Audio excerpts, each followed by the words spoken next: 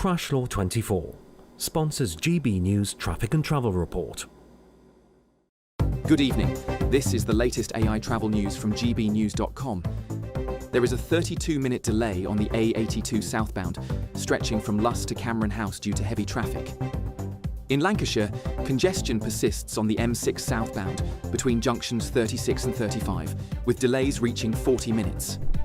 In Staffordshire, a road collision has closed all lanes on the A38 southbound between the junctions with the A5121 Burton-upon-Trent South and the A513. Lastly, drivers in Cambridgeshire face 10-minute delays on the A1 southbound between the A47 and the A605 due to congestion.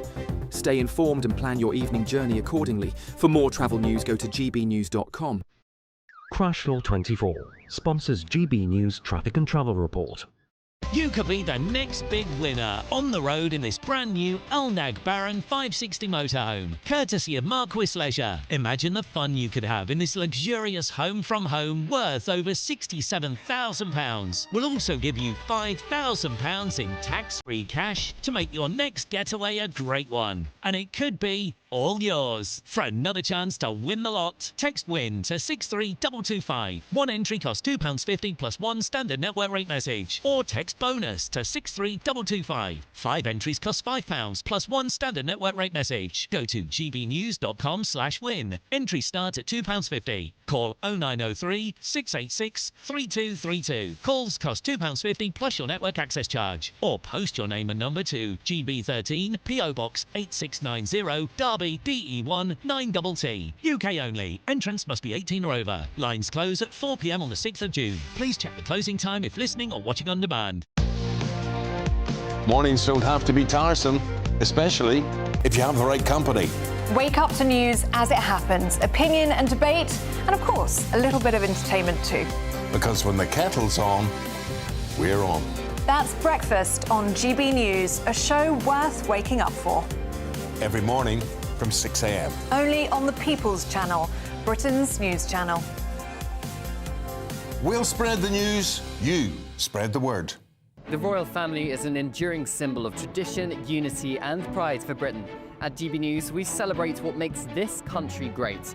In our new royal newsletter series, you can join me, Cameron Walker, for Inside the Palace, an exclusive look every week that takes you beyond the gates and brings you the very latest from those at the heart of the monarchy.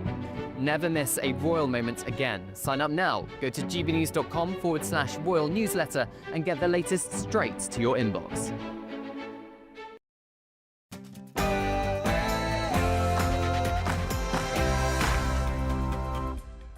Hello, good evening. It is fast approaching 6 o'clock and you're watching Jubes and Co with me, Nana Aquia.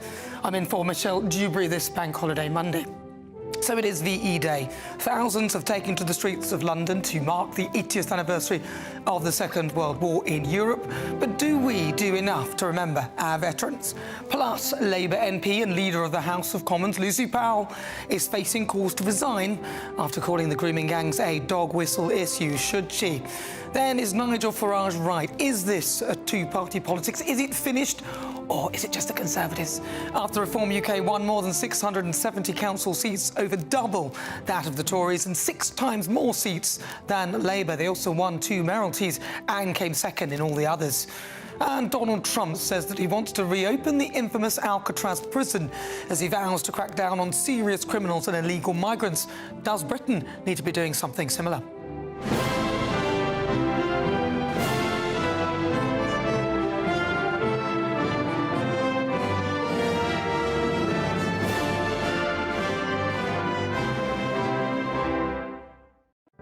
And my panel tonight, Chairman of Reform UK, Zia Youssef, and also Labour MP, Barry Gardner.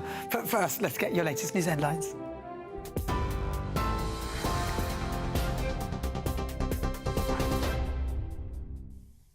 Nana, thank you very much. The top stories. His Majesty the King led the nation in commemorating the 80th anniversary of VE Day as a procession from Whitehall to Buckingham Palace took place to mark the occasion. The crowds cheered, clapped and waved flags as the red arrows flew over the palace, accompanied by the band that played the national anthem. Senior members of the royal family, including the King, Queen, Prince and Princess of Wales, as well as the Prime Minister and Leader of the Opposition, Kemi Badenoch, all gathered to watch the events unfold.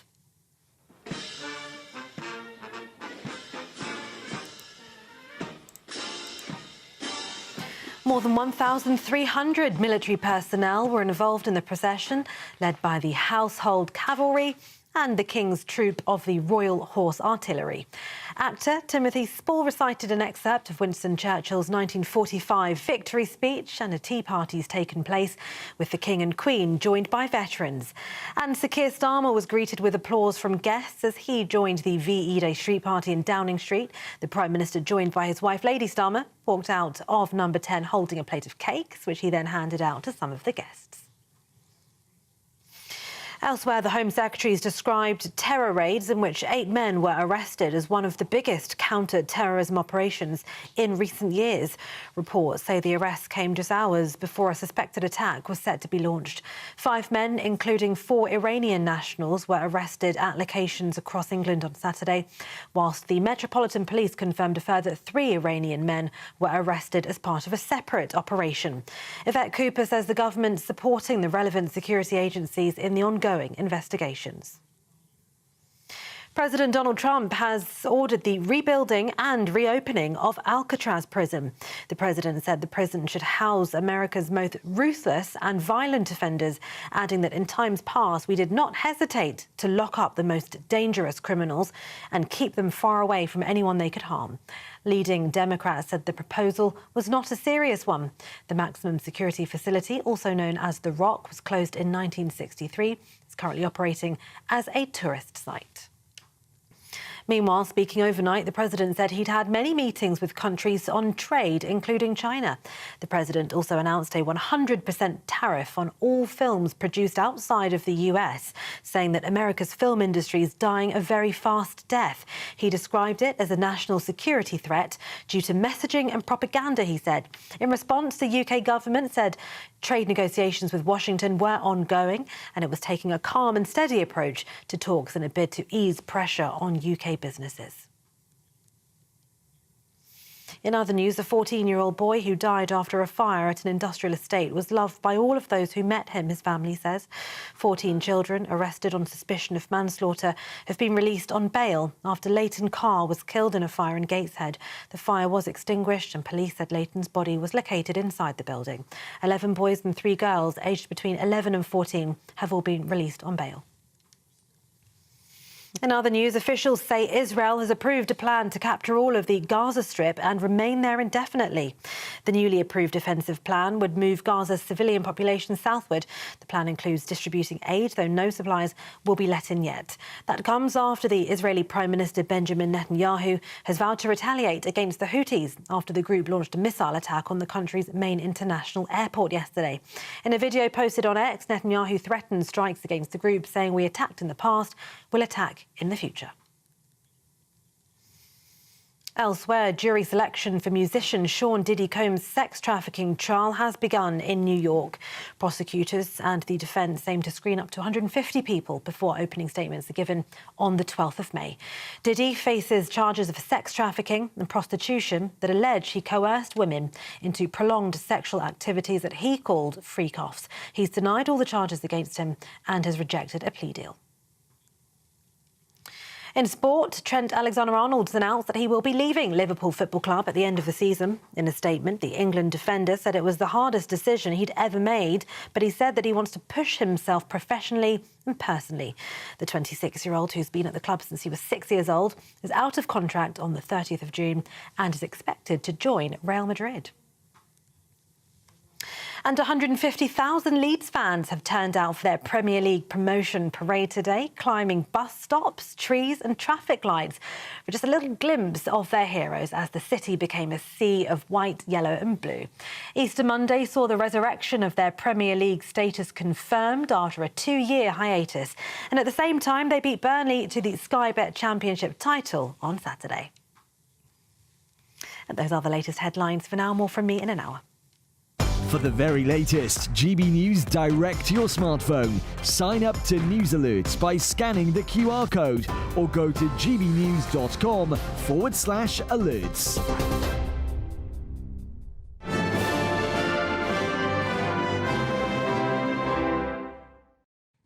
Welcome, happy VE Day. This is Jubes and Co with me, Nana Akwe. I'm in for Michelle Dewberry. Joining me until 7, my panel, Azia Youssef. He's the chairman of Reform UK, and Barry Gardner, Labour MP for Brent West. As ever, send me all your comments, your thoughts. gbnews.com/you'll say. This show is nothing without you. I'd love to hear what you think, especially on all the topics we're discussing. So it is VE Day, and thousands of people have been lining the UK streets to kick off 4 days of commemorations to mark the end of the Second World War in Europe. Let's have a look at some of the highlights of the day. This is not a victory of a party or of any class. It's a victory of the great British nation as a whole.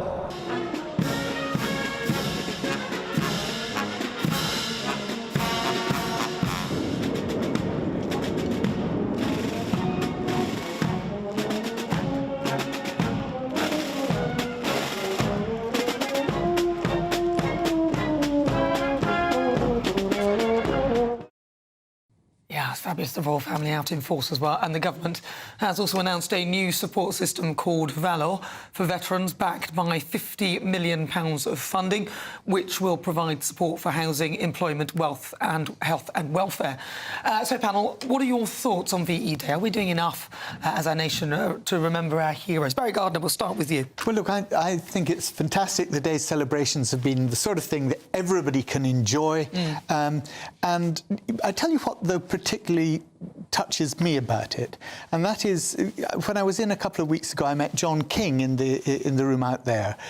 He's 100. He was going to Arnhem, and he was going to commemorate his fallen comrades. And it seems to me so many of them say, you know, my dad never talked about it after the war. You know, and you think of the trauma that they went through, those young men, and that's why I think this whole Valour thing, trying to make sure that all the services are there to support our veterans, is really important, because so many people come back from the war and they don't talk about their experience. They try and bottle it up, they try and keep it inside because they've been so affected by it. And then they find life much more difficult. Do you think part of that is our lack of patriotism? I mean, it's literally drummed down your throat that everything to do with the UK, you know, you can't have a flag, you can't have that seems racist, And so in the end, people just sort of want to keep quiet about how patriotic they are about this country. Because, look, these guys are the most patriotic guys you can imagine. But the reason they bottled it is because they've been through horror. They've seen what evil is. They fought it. They fought that hatred, that tyranny. And many of our veterans today have still been through that same experience. And I think it's something that we should understand, respect, and then give them every support that we can. And that's why I think this is a great idea. Let's do it. Let's provide them with all the support services, bring it all, focus it on them to help them with their futures. Azia Youssef. I remember reading a letter sent by a young man who had recently enlisted with the commandos and was about to go on the raid of Saint-Nazaire. An incredible and astonishing military story, one we can all be very proud of. And it was a letter to his father, and he says that I hope one day people will remember us. And today we do remember, and it is incredibly heartening. It's hugely moving. You're brought to tears by the veterans, obviously the show of pride nationally. And so we should be grateful for that. grateful for their sacrifices, and grateful that we still, as a country, are able to come together and remember those things. But look, I spoke this week about how, I gave an interview to the Sunday Times, and I said one of the things that I get most in my inbox, it is log-jammed with particularly young people. Yeah, this is ranging from 9 years old through to 25 years old, who tell me that they are being taught in their schools to despise their country's history. There is a rewriting going on in real time, a character assassination of people like the great Sir Winston Churchill. And while it might not be totally universal, the stories coming through, I mean, obviously I'm not in those classrooms, but the stories coming in are uniform and it is preponderant. So I'm really, really concerned. We at Reform are deeply concerned about a real demoralisation for young people, because, look, we all need meaning in our lives. We all need to feel like we belong to something. And you may have noticed there were a lot of young people, a lot of Gen Zers, who came out and did TikToks saying, when there was talk about conscription and talking about going to war with Russia, saying, why would I fight for a country that has done nothing for me? And you might disagree with that, but there again, that this is pretty strong evidence that this spirit that we saw today, and again, there were multiple generations out. It was really moving again, sometimes 3 generations together celebrating. I think we should be very urgently looking at our education system to make sure that history is just taught accurately. And yes, there are some parts of our history that we should not be proud of, but the vast majority of it, I don't think there's a country in the world that has more to be proud of in its history than the United Kingdom. What would you say to that? Well, look, I think this is right. We have huge parts of our history that we can be proud of. But there are parts of our history in colonialism. I mean, you look at the Amritsar massacre. That's not something we can be proud of. You look at the role that we had in slavery and enslaved people. Which bit? The one where we brought it to an end? Not the one where we brought it to an end for our ships, no. And paid off all the slave owners so they would stop doing it. Yeah, look, that's a hugely proud part of our history. The Navy out as well, a lot of people died. Before that, Nana, before that, when actually great wealth in this country was made off the back of enslaved people. That was not good. Barry, what I would say to Can I just say, yeah. Look, it's not to say that we were unique in that. We weren't. But it's part of our history that needs to be acknowledged. And, I think looking at what the National Trust have done, for example, I was at Durham Park, one of the National Trust properties. And what I noticed when I was going into one of the rooms there is they put a sign that simply said, there are, and it was 2 statues of enslaved people kneeling, holding up a tray. And it said, there are things in this room that you might be offended by, but it's part of the history, and it's part of the history of this place. And I think understanding that, yes, Tate and Lyle was built upon enslaved people. Can I just, Barry, I'm just going to interject. These are the same people going in with their iPhones and all the other stuff that had been made by slaves in other parts of the world. See, I do have trouble listening to all of that, because I know that people are actively participating in slavery knowingly, and yet we're talking about the past. Yeah, and look, there's this grievance archaeology going on in real time with the National Trust, for example, which has it is an incredibly important institution in this country, an enormous membership, many of whom are deeply unhappy about this grievance archaeology that is going on. And look, of course, my parents originate from Sri Lanka, a former British colony. Of course, like any country, there are parts of the history that we should not be proud of, but pretty much every country in the world engaged in slavery. And as Nana mentioned, the West Africa Squadron was an astonishing group of people. We sacrificed tens of thousands of our own sailors. We were the first ones. Britain was the first country to abolish slavery and then patrol the high seas of its own volition with huge cost in blood and treasure in order to uphold it. And I'll tell you, just anecdotally, from speaking to young people, far fewer people know about that story and what Britain did. It is absolutely true than the issues that you talked about. If you read any history books of the 18th and 19th century, you will see. Barry, maybe the history books that you were reading at school. If you go and talk to young people today, I'm just telling you what I get in my inbox all of the time. Right? We hear it all of the time. And the problem is, I'll tell you one other thing. We are living in a competitive world, and I'll tell you there are other major countries in in the world are not teaching their children that they should be ashamed of their history. They're teaching their children to be proud of their history, and that sense of national pride is the opposite. Our young people are being demoralised in our schools writ large. Anybody to feel ashamed of our history.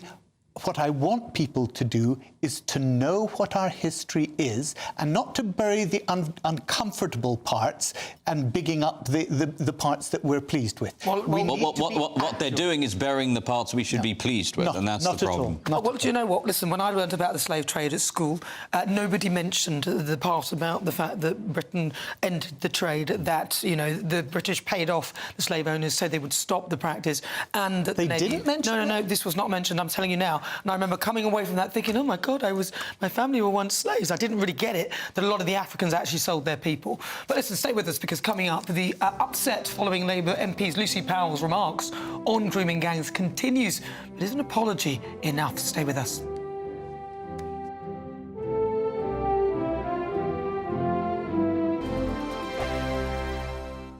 Headliners on GB News 11 p.m. every night. It's got 3 top comedians going through the next day's newspapers so you don't have to read them, which is great. That's a good point. He's lying. I mean, maybe he's not lying. That's Headliners every night from 11 p.m. and 5 a.m. as well on GB News, Britain's news channel. GB News Breakfast every day from 6 a.m.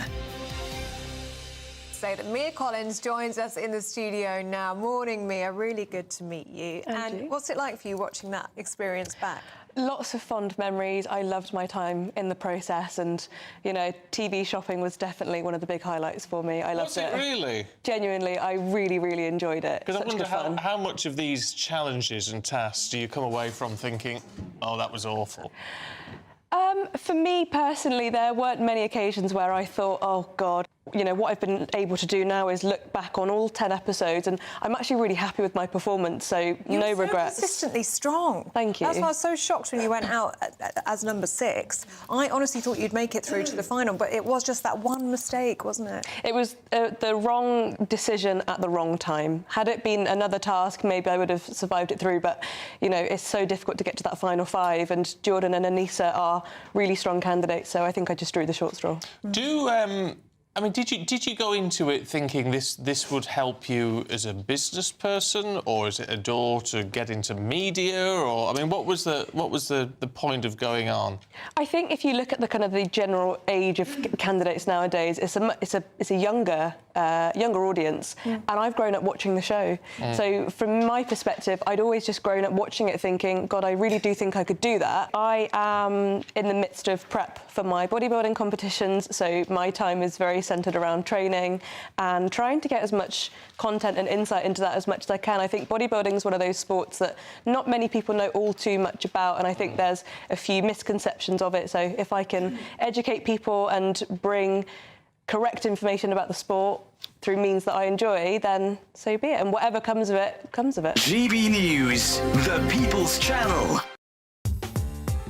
I'm Christopher Hope. From pop stars to politicians, I'll interview anybody in a pub who's got a political opinion. Join me every Friday on Spotify, Apple Podcasts, YouTube or GBNews.com, or wherever you get your podcasts. This is GB News, the People's Channel.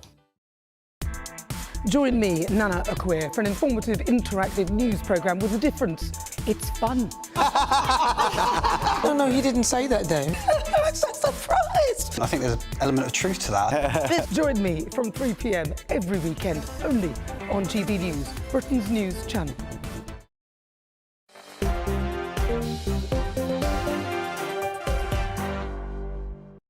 Good evening, even. This is Jubes and Co with me, Nana Akweer, keeping me company until 7.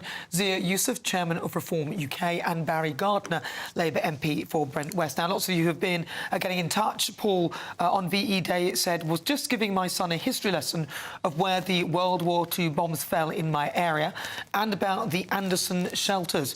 Why has it taken me so long? I take full responsibility for that. We must pass this history on to our children. Totally agree with you there. PW said, I remember my nan Nan had an Anderson shelter in her garden, and we used to play in it as kids. Happy days. Rory points out, Nana, how can Starmer dish out cups of tea to veterans in Downing Street, yet the veterans and pensioners are scared of putting the kettle on at home due to energy costs rising? Yeah, well, there is that point. We could look at Barry Gardiner for that. What was he thinking? What were they thinking with the winter fuel? It wasn't on their manifesto. But speaking of Labour, let's talk Labour MP Lucy Powell. Now, a lot of people are calling for her to resign as Leader of the House of Commons after she described the rape gang scandal as a dog whistle on Radio 4. Any questions? Let's take a listen. I don't know if you saw the documentary on Channel 4 about rape gangs over No, this. we want to blow that little trumpet now, do we? Yeah, OK. There was a real issue Let's get that dog whistle out, shall we? Yeah. You see, she blew the trumpet, then she doubled down with the dog whistle. This is the problem. Lucy Powell has issued the following statement online. Online, of course, not in person to us, face-to-face. She says, in the heat of a discussion on any questions, I would like to clarify that I regard issues of child exploitation and grooming with the utmost seriousness. I'm sorry if this was unclear.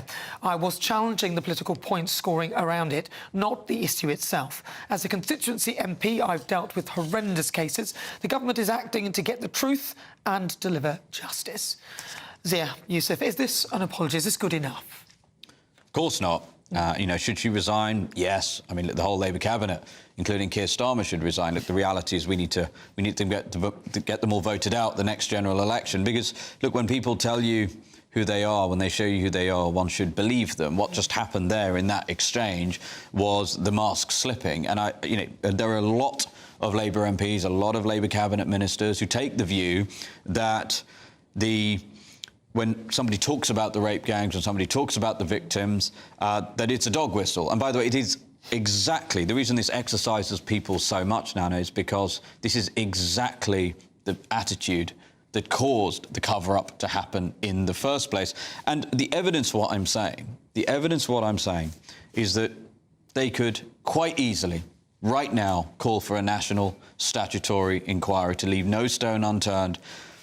They're not doing it. And there's only one reason why they're not doing it, is because they share the view of Miss Powell. Barry Gardiner. Look, I listened to the full clip from Any Questions, and it was very clear that Tim Montgomery was desperately trying to change the subject, because if you listen to the bit just before that, where he'd been saying that so many people in local government were wrapped up in DEI, and they couldn't have time to get on with their work. They were spending all their day doing this, and she simply said, "Look, this is nonsense. This is not true." And what he did was he threw that into the discussion after the audience had reacted very badly to what he said and supported Lucy Powell, and he threw that in as a distraction. So I understand her making the response. Let's be absolutely clear, though, over the issue of rape gangs, and let's take it with the full seriousness that it deserves. 850 people a month are being arrested for child sexual grooming. Right? 850 people a month. Now, and they are not all, because very often the prefix to rape gangs or child rape gangs is Pakistani. And that, I think, is wrong. We need to understand that this is a huge problem all across society. That may be true, yeah, Barry. it is. And I do understand that you're saying that you shouldn't focus it just on Pakistani grooming gangs, as it were. But this particular issue and this particular inquiry that they're calling for is one that focuses on... Yeah, but because of the cover-up, Barry. Sure. And this is why it is relevant, because you're conflating two completely different issues. No. Nobody is claiming that every sex offender in this... every child sex offender in this country is Pakistani. Nobody is claiming that. The reason why people use that phrase and people point this out is because the reason the cover-up happened was because, exactly as Tim said, and by the way, I don't think that was Tim didn't say that, actually. But the reason why is because they were all obsessed with DEI. That is how, for example, you had a council worker attend the, quote, wedding of one of the monsters involved in this with an underage girl. You cannot explain that in any other way other than institutional cover-up from the council, from the police. You can, actually. It's called complicity. It's called complicity. If people were complicit, you can explain. Because nobody wanted to be labelled with the word racist, Barry, and that is why people point this out, and that's why the cover-up has made things infinitely worse, and why there is so much upset in this country. The national inquiry that did take place, not into the specifics as to who was doing it, but the inquiry that went on that we had, which specifically said that where this began to be put to an end was when Keir Starmer was Director of Public Prosecutions, and he said he wouldn't have any more of this excusing people because of different cultures. Barry, there are still of it. So you made an allegation about the whole cabinet is wrong here. That's what you said. I said many cabinet ministers share Lucy Powell's view, which is true. The Prime Minister and every cabinet minister. But my point to you is they should resign. The national inquiry that has been done. She found out that actually the rot began to stop when Keir Starmer insisted that these prosecutions went ahead. Now, the Tories delayed for 3 years, as you well know, didn't put into place a single one of the 20 recommendations made by that report. We began to implement them, and when we did, the Conservatives tried to block it in Parliament. They didn't manage to, but they tried to block it in Parliament, right? And now, what we're looking at is to having the local inquiries that can get to the bottom of what went on locally. Only in certain areas. And yes, there are thousands of perpetrators who are still walking free, who are still free. There are many, many people who are complicit in the cover-up who are still free, who are not going to in the catchment area of those local inquiries. And the Tories were awful. I will absolutely agree with you that this performative nonsense you're hearing from the Tories now, when they had 14 years to do anything about it and did nothing, is appalling. But Labour is in government right now, and it is appalling and inexcusable that you will not have a full statutory inquiry.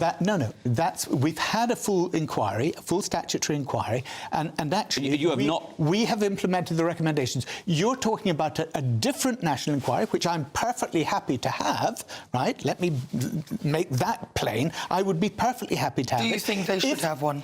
If I thought that would get to the bottom of who was responsible in each area, and the view is that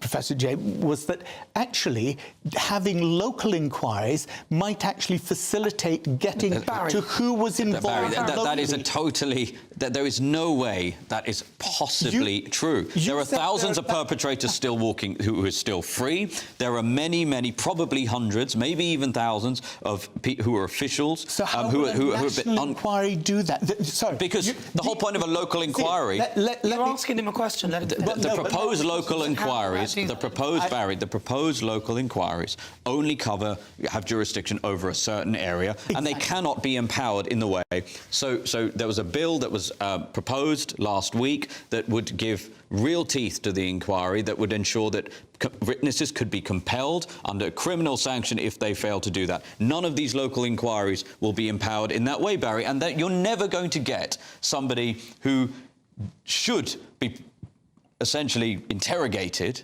voluntarily. That's never going to happen. So, Barry, the position you're taking is indefensible, and the only reason Labour are choosing not to do it... what my position is, you're saying it's indefensible. The only reason Labour are not... own position, rather than what you say... Barry, the only reason Labour are not doing it is because of electoral calculation. Go ahead. Listen, if people are listening on the radio, they won't be able to hear either of you. Yeah, I know. So let him finish, and then you can... Well, Go ahead. Go. Right. My position is that we should have local inquiries, and those local inquiries should be empowered to compel people. So what you characterise as my position is completely wrong. The reason I believe it's better to do it that way is you're more likely to get all the local knowledge from a local inquiry where people are compelled. A national inquiry... Sorry, you're now interrupting me, Nana. I'm hosting. Yeah, but you wanted him to finish. You don't let me finish. No, because I'm interrupting, because I've actually got to go for a break.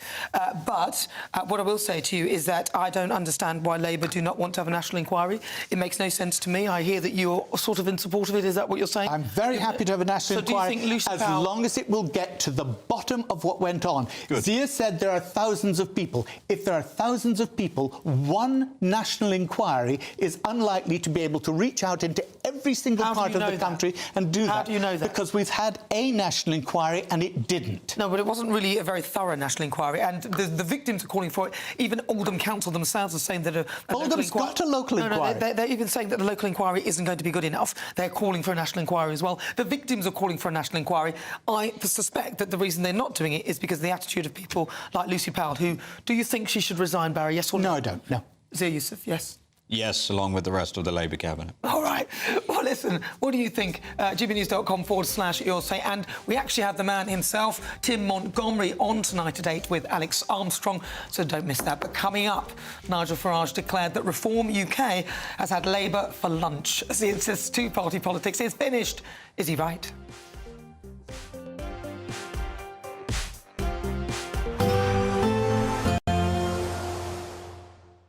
Ready to soak up that holiday sunshine? Won't we need some cover? No worries. All sorted. All Clear Travel Insurance sponsors GB News Travel Destinations Forecast. Despite some dry and sunny weather across parts of the UK, it's a different story across parts of Europe, with heavy showers and thunderstorms for many of us, particularly across parts of Spain, southern parts of France and parts of Italy too, seeing some heavy thunderstorms throughout Tuesday afternoon. Southern parts of Greece and Turkey probably holding on to the best of the sunshine through Tuesday afternoon. Highs here around 26 degrees, but there will be some sunshine on offer for many of us over the next couple of days, and highs in Tenerife around 24 or 25 degrees. All Clear Travel Insurance sponsors GB News Travel Destinations Forecast. Hello there and welcome to your latest GB News weather update from the Met Office. Well, the weather's not going to be changing drastically through the next few days. It's going to stay dry for most of us. It will gradually turn warmer towards the end of the week, but there'll still be a bit of a breeze in the south. So we've got this large area of high pressure dominating the UK at the moment. Any showers that we saw through Monday clearing away as we go through this evening. And I think, generally speaking, it's going to be a dry night across the vast majority of the UK. That cloud melting away to leave generally clear skies for many places overnight tonight. Just a chance the odd spot of rain perhaps across the far northeast of Scotland and the odd shower in eastern counties of England. Under those clear skies, temperatures really falling away, so a widespread frost in the countryside, though most towns and cities staying just above freezing. Tuesday then begins on a fairly sunny note for the vast majority of the UK, but down across the southeast of England a bit more in the way of cloud once again, although not as cloudy as it was on Monday. Still one or two showers perhaps on the east coast of England, but generally speaking most of Wales, northern England, Northern Ireland and much of Scotland starting the day on a bright and sunny note, and any mist and fog quickly clearing by mid-morning. A bit more in the way of cloud though still across the far north, east and northwest of Scotland, just bringing the odd spit and spot of rain to a few places. Through the day then we might just see one or two showers just clipping into parts of East Anglia and Lincolnshire, but not as many as there were on Monday, and many places staying dry. The best of the sunshine out towards Wales, Western England, Scotland and Northern Ireland, and here we'll see the highest temperatures too, so 17s and 18s a bit more widespread on Tuesday and feeling quite warm in the light winds, still quite breezy in the east. For Wednesday, perhaps a slightly cloudier day, but generally dry for most of us. A lot of sunshine as well, breaking through that cloud, but some high-level clouds, so maybe a little bit hazier than it has been of late. And temperatures once again, well, into the mid to high teens for many of us. And whilst it will be quite cloudy to end the week, there will be some warm sunshine at times, and temperatures may well reach 20 degrees by Friday. Westminster, the ultimate clique. And you're fighting like rats in a sack. But here on the Camilla Tominey Show, we ask the questions the establishment media is too scared to ask. OK, let me ask you a straight question, because I know you're a straight-talking politician. Whether it's net zero, illegal immigration or law and order, nothing is off-limits. You had the power then. Yeah, as I and say, now you've lost it. That's the Camilla Tominey Show, a politics show that's fearless. But no, let me finish my question if you don't mind, because it is my show. Sundays at 9:30, only on GB News, the People's Channel, Britain's news channel. Headliners on GB News 11 PM every night. It's got 3 top comedians going through the next day's newspapers so you don't have to read them, which is great. That's a good point. He's lying. Maybe he's not lying. That's Headliners every night from 11 PM and 5 AM as well on GB News, Britain's news channel.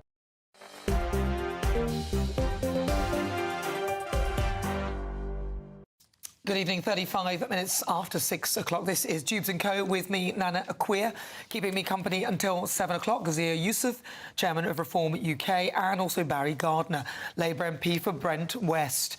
Now, lots of you have been getting in touch with your thoughts as well on the subject of Lucy Powell. I was asking whether you think she should resign.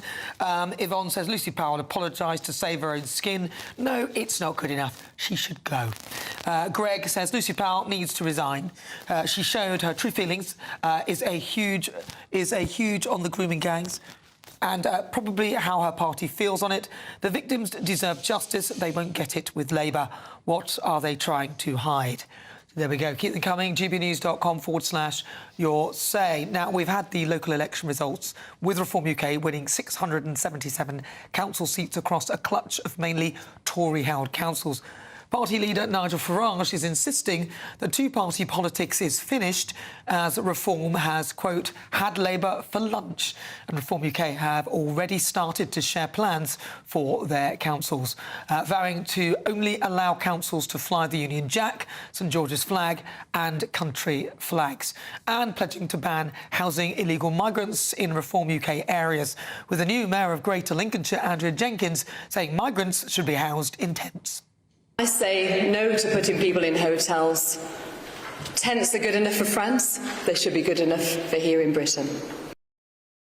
Right, let's get the view of Barry Gardner. What are your thoughts on that, Barry? Well, look, my first thing, I think, when you lose an election is to say congratulations to the party that won. They ran an excellent campaign that obviously connected with voters, and they reaped the rewards of that. The second thing you should do is to apologise to your own supporters that you haven't been able to deliver the change in the policies that you stood on. So I need to apologise to them as well. And the third thing is not to tell the electorate that they were wrong. What you have to do is you have to listen and you have to learn. The end of two-party politics that you asked about, I would say it may well be the end of two-party politics, but I think that depends very much between Reform and the Conservative Party, because it seems to me that what we saw was a mass wipe. It was predominantly Conservative seats that were up for grabs at this election, and Reform wiped them away. I would say this. It's made it more difficult, I think, for Reform now to do well in a general election in 4 years' time, because what you now have is you've got a load of councils and council seats that are held by Reform politicians who will now be judged on delivery. And things in politics tend to go cyclically. They tend to go up and then down. And that's why you normally see a party that's done well in one 4-year cycle, then 4 years later not do as well. So if that were to happen to Reform, it would be more difficult for them, because they will be judged on delivery now, not just on their promises.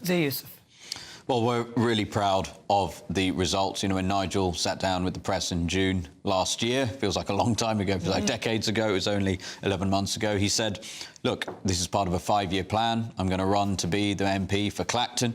He won his seat. We won 14% of the vote share. On May the 1st, we won 32% of the vote share. We more than doubled our vote share, massively outperformed the polls. 2 brilliant new mayors in control of 10 councils, maybe even more over the next few days. So I want to say thank you to everybody watching this programme who voted for Reform, who supports Reform, is a member of Reform. We couldn't have done it without them. We're nothing without them. And look, we're very clear-eyed about the challenge at hand, and this notion that we should be afraid to actually get our hands on, albeit not particularly big levers of power at the local government, be afraid of that when people have worked their socks off. I mean, our volunteers and our activists, and I appreciate Barry's congratulations, but they covered so much ground, not just the local elections, but obviously Runcorn and Helsby as well, overturning a walloping Labour majority. So we're very proud of it. We have a new MP, Sarah Poach, I spent a lot of time with during the campaign. She's going to be a formidable addition, and people watching this programme, hopefully you'll see a lot of her on GB News. Are very excited to have her. She's brilliant. We've got, as I said, 2 new mayors. Dame Andrea Jenkins, Mayor Andrea Jenkins now is amazing. And Luke Campbell, MBE, Mayor of Hull and East Yorkshire, Olympic gold medalist, a brilliant guy. So I'm very confident that our class, I've spent pretty much non-stop since the election, other than the quick party in Kent, talking to the councillors, and I am so enthused and excited about the calibre of people that we're bringing to bear into local politics. We won't get everything right, we won't be perfect, but we will fight for our constituents. And we talked there, one of the first things I can tell you we have done is we have a team of lawyers who are going to work with all of the reform-controlled councils to resist with every instrument of power available to us the dispersal of illegal migrants by Yvette Cooper and Serco into reform-controlled councils. That's one of the first things on our agenda. Do you not think, Barry, that this is a huge message from the electorate to the Labour Party? They're not happy with the direction of travel. Because Keir Starmer responded, we're going to go faster and harder. And everyone's thinking, we don't want you to go faster and harder in the wrong direction. And if you do it faster and harder, I'm afraid you're going to be out faster and harder. As I said, Nana, I don't think you should ever tell the electorate that they were wrong. So I'm certainly not proposing to do that. I mean, we're laughing, but... yeah, no, but look... I think it is inevitable that a government that came into office with the mess that the Conservatives had left behind was going to take time to get things right. It has taken time, and we've made mistakes as well in the process. You alluded to one of them earlier on in the programme. Which one? It seems like there's so many. I was talking about the winter fuel allowance that you so not you Bridget referenced. Phillipson's VAT on private schools, so NI. No, definitely not. No, farmers. That was a great move. It's meant that kids are getting breakfast in schools, £450. Parents I are hear better a lot off. of the breakfast clubs are empty. But well, we'll see. We'll see. But, you know, if you look at what's happening, certainly in the health service with the number of new appointments that are coming through, reducing those waiting times, that gets the economy moving again because people can get back into work. They're not waiting for their operation. There are good things going on, and I think there's lots to be proud of, but we haven't got it all right. So they closed it down. So they've created a policy that's closed down a lot of the private schools. Another really good one shut down because they cite the VAT raid and the hike in VAT as the reason for breakfast clubs. You just equated the two there. Do you think that that's a good exchange? Oh, yes, very much so. You can't very much serious. So. Yes, I'm very serious. So you think that breakfast clubs, which literally nobody goes to, and as a mum, giving me free breakfast club will not really help me because, you know, my kids don't need to go there earlier. It won't help. I would rather my kids my special educational need child has a special educational school to go to. I'm all in favour of making sure that we have special educational needs properly supported in this country, right? So it's not about special educational needs, but for private schools, then they're not charities. They should pay the full rate as a business because that's what they are. They're a business. They're not a charity, they're a business. Therefore, they shouldn't be getting the charitable rate. And that's my clear view on it. I'm delighted that we've got the breakfast clubs. I think it's going to make a huge difference to many poorer families in this country, and it certainly... If it makes a difference to the children who are able to learn because they're not going into the class hungry, then that's great. OK, what about the kids that have been kicked out of the private school? So, Rosie, do you have a view on this? Well, I think the view is pretty obvious. We already know, number one, absolutely, there are many children with special educational needs who have been negatively impacted by this move. We hear a lot from them, from their parents, and similarly, as Nana said, what has happened is a lot of parents have been forced, because they can no longer afford, it's a big increase, obviously, 20%, to take their children out of these private schools. So local state schools are being overwhelmed in many cases. Look, I'm somebody who got a 50% scholarship to go to an independent school. Both my parents worked 2 jobs to be able to do it. My dad's a doctor, my mum's a nurse. That 20%, that if there was VAT on those school fees, that would have pushed it beyond the capabilities of my parents to be able to send it, Barry. So I think that there's a real ideological slant behind this. It is an assault on parents who want to who are going to work incredibly hard to give their kids a better life. And look, the evidence for this is, I can tell you, the multi-millionaires, right, the people who are super wealthy, this is a drop in the ocean for them. It doesn't matter. And I'll tell you one other thing. The evidence, it's always really interesting, you see the evidence that this was sort of some ideological crusade that was not thought through. Do you know who benefited from a massive retrospective VAT rebate of tens of millions of pounds? Eton College. So it ended up rewarding the wealthiest people in this country, and hitting hard the people like my parents who are working their butts off to be able to send me to that school. They claim back the VAT. I just want to make it clear be quick, because I'm going to go that for a break. it's not just rich people who have children with special educational Couldn't agree needs. more. We know and that. it's the ones in state schools that I want to make sure are supported. Well, do you know what? Then you do the policy the other way around. You make sure there's that facility and provision for those people before you get them thrown out of whatever private school they're in. That's what you'd expect. But listen, coming up, President Trump has announced he is reopening the historic maximum security prison, Alcatraz. I'll be asking if our country should do something similar. This is Britain's Newsroom, where your voice matters. It's just astonishing. With expert analysis and honest opinion, we don't just keep you informed. We bring you unique perspectives you won't see anywhere else. Can't argue with any of that. When the news happens, it happens here. On Britain's Newsroom, weekdays from 9:30 a.m. Only on GB News. Mornings don't have to be tiresome, especially if you have the right company. Wake up to news as it happens, opinion and debate, and of course, a little bit of entertainment too. Because when the kettle's on, we're on. That's Breakfast on GB News, a show worth waking up for. Every morning from 6 a.m. Only on the People's Channel, Britain's news channel. We'll spread the news, you spread the word. Headliners on GB News 11 p.m. every night. It's got 3 top comedians going through the next day's newspapers so you don't have to read them, which is great. That's a good point. He's lying. Maybe he's not lying. That's Headliners every night from 11 p.m. and 5 a.m. as well on GB News, Britain's news channel. The royal family is an enduring symbol of tradition, unity and pride for Britain. At GB News, we celebrate what makes this country great.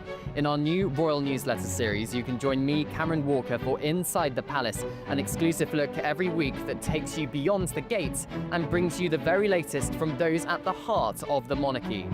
Never miss a royal moment again. Sign up now. Go to gbnews.com/royal newsletter and get the latest straight to your inbox. From the school run to the home run, watch a new show for all of Britain. He can say whatever he wants. A straight-talking show where all voices are heard.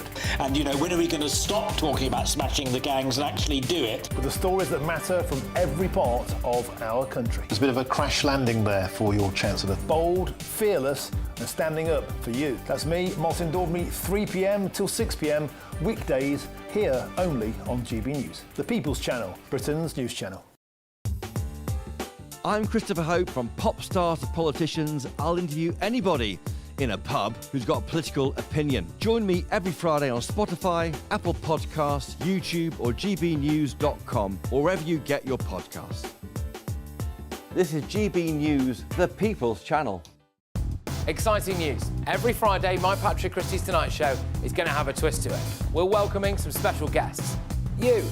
That's right, on Fridays I'm going to be doing my show in front of a live studio audience because this show is about you and what you have to say. It's going to be the same big debates, same big topics, same big opinions, but every Friday night at 9 p.m. you are invited to come on down to Patrick Christie's Tonight to be a part of the action.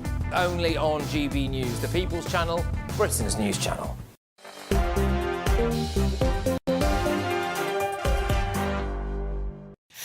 Good evening, this is Jubes and Co with me, Nana Akweer, keeping me company until 7. Zia Youssef, he's the chairman of Reform UK, and Barry Gardner, Labour MP for Brent West. Now, Donald Trump says that he will reopen and expand Alcatraz as a maximum security prison on his Truth Social platform, vowing to crack down on the violent criminals and illegal migrants, calling the prison a symbol of law, order and justice. Panel, should Alcatraz be reopened? Does the UK need its own Alcatraz? I'll start with you, Zia Youssef. What's really clear is that there is a massive shortage of prison space in this country, and that is causing there to be far too many convicted violent criminals to be wandering around in the streets, and that is pretty terrifying for many people in this country, especially women. And there's a reason for that. It's because the Tories, during their 14 years, brought in, I think, 6.5 million net new people through immigration. Did you know how many prison places they built in that time? 455. And it's really funny because we found that out because it was a Tory MP who asked a question in the House of Commons that came out. I mean, that's catastrophic. And they were so busy fighting amongst themselves. And this is why the Tory brand is dead. It's why they were absolutely annihilated. By the way, you know, Reform got 5.5 times more votes in Runcorn and Helsby than the so-called official opposition party. So, look, it's a massive problem. The direct answer to your question is Reform government will no doubt need to massively upscale our detention capabilities in this country, not just maximum security facilities, but relatively lower security facilities as well for our deportation plan. We have to get real and get tough on criminals, and that includes people who, by the way, whose first act upon coming to this country is to break our laws. Do you think that migrants, when they come here, should be detained so they can't just roam around and be Absolutely, and that is what we will do. Absolutely. And if you don't do that, you've got to ask yourself why over 30,000 people now have made the trip across the Channel, a very perilous trip. Hundreds have died, tragically, making that trip from France, which is not a war zone. It's not a war zone. It's clearly a very safe country. Millions of Brits go there every summer on holiday. So the reason they come is because we are a soft touch, and that is the point that Dame Andrea Jenkins was making. When she used the word tense, there are many on the left here who sort of threw their arms up and clutched their pearls. The reality is France has routinely been using tense. So you remember the images of the tents outside Paris? So look, what we have to do is get serious. We need much more prison and detention capability. And what the Tories did to this country in terms of infrastructure, exploding the size of the population, 455 new prison places, and fewer hospital beds, literally fewer hospital beds were left for the British people as a result of their awful government. Barry Gardner. What amazed me was that we turned what was a piece about opening a prison, which I agree with, and all that Zia said about the failure to expand the prison places is absolutely correct. But we turned that into something about migrants. And when you said, do you think that we should detain all migrants when they come here? I thought, well, how very strange, because you didn't use the word illegal migrant. Well, that's what she meant. That is what she meant. I took that as a given, just to be clear. Of course. Because the question is about illegal migrants anyway, not people who've come here legally. So thank you for pointing that out or clarifying. Illegal migrants. Illegal migrants. I mean, we desperately need, it seems to me, to separate out the most violent offenders. And what really worries me is, and you remember the recent situation in that detention facility, Kingsland, I think it was called, where they had access to the kitchen facilities, and they then threw the hot fat over the guards. We need to have much better facilities for those really violent offenders, to contain them and not give them the sort of privileges which they were getting there. Well, so I would separate out the privileges point, which is absolutely right. I mean, how on earth these are convicted terrorists who had access to kitchen utensils and boiling hot cooking oil, but that's got nothing to do with the construction of the building and the intrinsic security of the building. All right, so very briefly then, so should illegal migrants be detained before and not be allowed to just roam? You've got about 10 seconds. We should always know exactly where people who are illegal in this country are, because otherwise you can't get them before the courts, process them, and then... But we don't, which is why we don't know how many people here are illegal. Because the backlog in the courts. And I will say the Tory party, there's no one here to defend them, sadly. Unfortunately, they did do a very bad job, so it's difficult to... I wonder what they would say, but they aren't here, sadly. Janet says, I've said for some time that we need to use remote control for prisons for terrorists and other dangerous people. Staff should just do a 6-month stint. Prisoners should be kept separate in cages and not able to cook or make hot drinks. Exactly. Thank you so much to my panel, Zia Youssef and also Barry Gardner. And thank you to you. Up next, we have something very exciting for you. Stay tuned.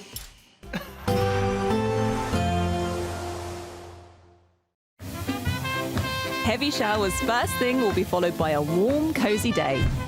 Boxed boilers, sponsors of weather on GB News.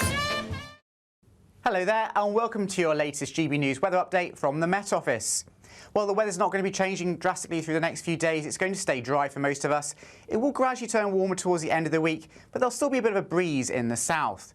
So we've got this large area of high pressure dominating the UK at the moment. Any showers that we saw through Monday clearing away as we go through this evening. And I think, generally speaking, it's going to be a dry night across the vast majority of the UK. That cloud melting away to leave Generally clear skies for many places overnight tonight. Just a chance the odd spot of rain perhaps across the far northeast of Scotland and the odd shower in eastern counties of England. Under those clear skies, temperatures really falling away, so a widespread frost in the countryside, though most towns and cities staying just above freezing.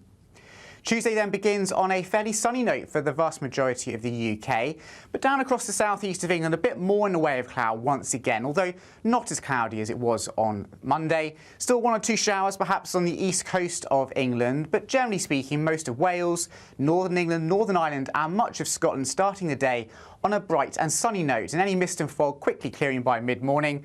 A bit more in the way of cloud though still across the far north, east and northwest of Scotland, just bringing the odd spit and spot of rain to a few places. Through the day then we might just see 1 or 2 showers just clipping into parts of East Anglia and Lincolnshire, but not as many as there were on Monday, and many places staying dry. The best of the sunshine out towards Wales, Western England, Scotland and Northern Ireland, and here we'll see the highest temperatures too, so 17s and 18s a bit more widespread on Tuesday and feeling quite warm in the light winds, still quite breezy in the east. For Wednesday, perhaps a slightly cloudier day, but generally dry for most of us. A lot of sunshine as well, breaking through that cloud, but some high-level clouds, so maybe a little bit hazier than it has been of late. And temperatures once again, well, into the mid to high teens for many of us. And whilst it will be quite cloudy to end the week, there will be some warm sunshine at times, and temperatures may well reach 20 degrees by Friday. Heavy showers first thing will be followed by a warm, cosy day. Boxed Boilers, sponsors of weather on GB News. You could be the next big winner on the road in this brand new Alnag Baron 560 motorhome, courtesy of Marquis Leisure. Imagine the fun you could have in this luxurious home from home worth over £67,000. We'll also give you £5,000 in tax-free cash to make your next getaway a great one. And it could be all yours. For another chance to win the lot, text WIN to 63225. One entry costs £2.50 plus one standard network rate message. Or text BONUS to 63225. 5 entries cost £5 plus one standard network rate message. Go to gbnews.com/win. Entries start at £2.50. Call 0903 686 3232. Calls cost £2.50 plus your network access charge. Or post your name and number to GB13 PO Box 8690 Derby